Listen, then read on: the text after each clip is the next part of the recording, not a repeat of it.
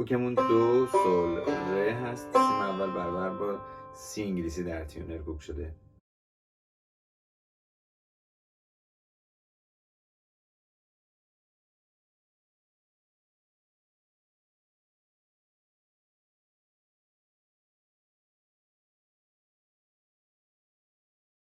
در این قطعه فا سوری، سی بمول و می کرون داریم.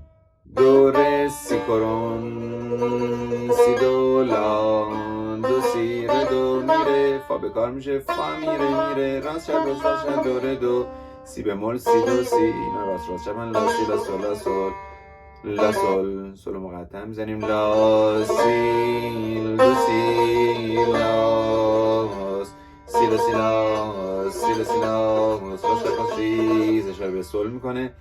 لا سول لا سول به فا سوری اشاره میکنه سول و مقطع. بعدش فا سول فا سول فا سول فا سوری هستن. فا لا سول مقطع و اشاره به لا داشت. فا سول سول.